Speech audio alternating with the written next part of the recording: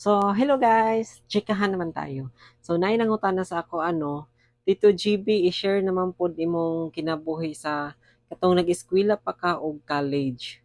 Okay, sige.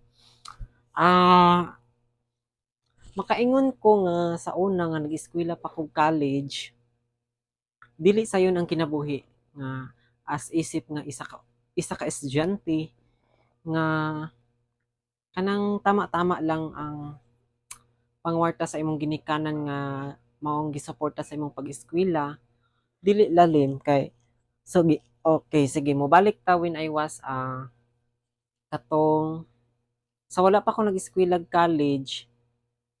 So guys, kung nakabalo mo kaning naka-try jud ko og pagpanarbaho sa usa ka karinderya.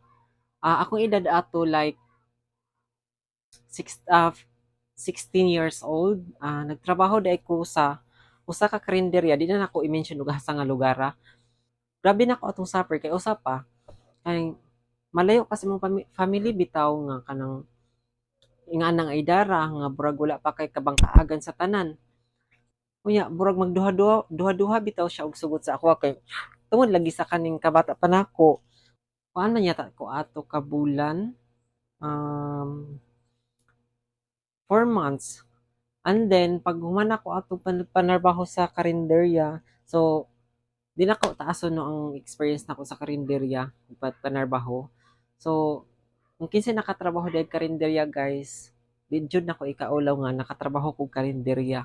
Unya pagkahuman ato, gitawagan ko sa akong mama kay ngano paeskwelahon ako college. So nag-eskwela ko atong college, dili gyud nagsugod og ang regular bitaw nga pagka-enroll. Ning sugod ko atong college like second sem. Second sem na ko ning sulod. So mahulog siya irregular.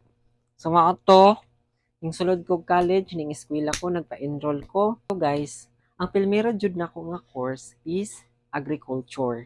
So kani nga course, second choice jud ni nako. Pero ang first choice jud nako ato is education. So nahutdan man ko atong slots, akong napadulngan mo to agriculture. Unya nagsugod ako first year, di bay alalim ang irregular no kay daghang kag-apason nga mga subjects, nga mga behind nimo. Auto di jud lalim mag-eskwela guys. Kay akong parents before kay duha man mi sa akong ate nag-eskwela ug college sa una, nakatry jud ko kanang magdala jud kahoy nga gikan sa among balay padulong sa among eskwelahan ug aha ko nag-board dapit. Hmm.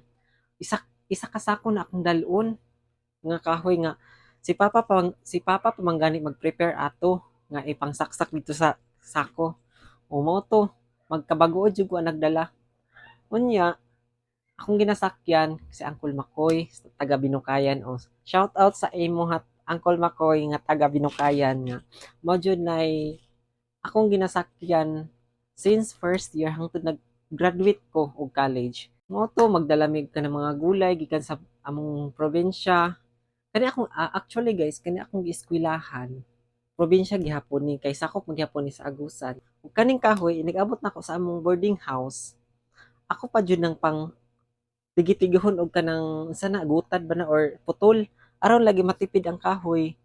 Unya, kabalo mo guys, inig human og lungag, ako pa jud nang pagon bubuag tubig tapos katubi taw mga kahoy nga kanang gamay na lang nga naipon, ako na pud tong kuhaon para itago sa sulod sa kwarto.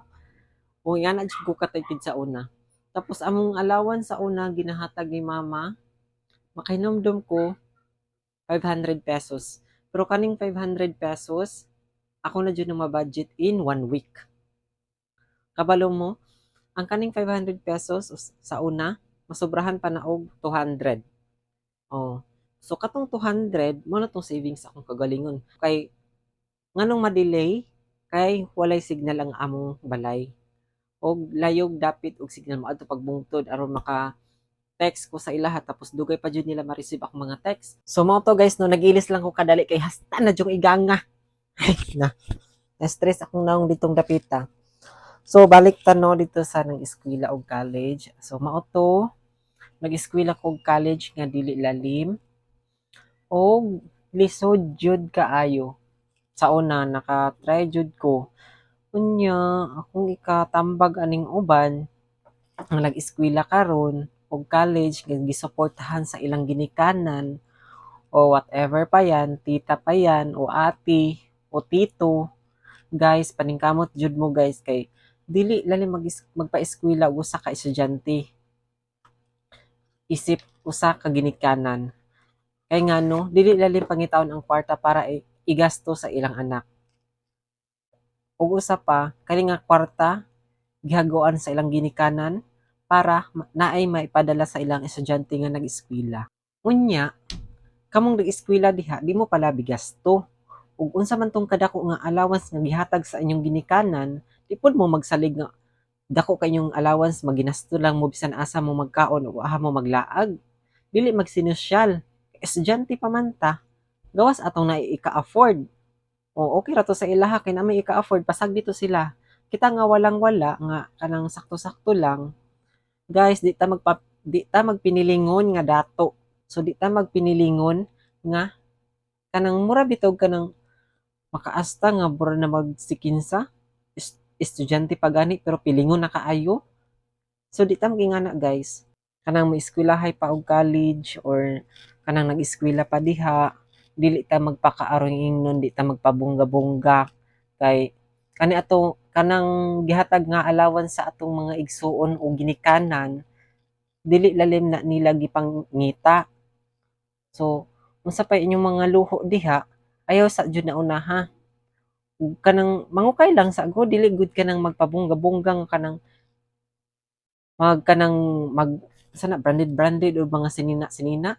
Kabalo mo guys, katong sa una nag-eskwela ko, mangukay ra jud ko. Oo, ukay-ukay mo adto ko sa bagsakan nga kanang ukay-ukayan. Di jud ko magpinilingon nga mangukay pagay ko dito nga mahal na mga sa ako na sa una kanang ukay-ukay nga 50. Madto gyud ko sa una nga kanang mo bagsak presyo na nga tag 10 na lang. So mao jud akong life sa una.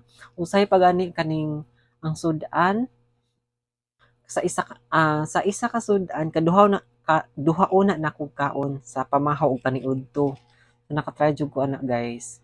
Kay kani laging kanang dugay ka kayo mapadalaan sa imong ginikanan tapos usahay mahurot pa jud imong allowance nga kanang tungod sa kadaghang project, tungod sa kanang kadaghang bayronon sa eskwelahan.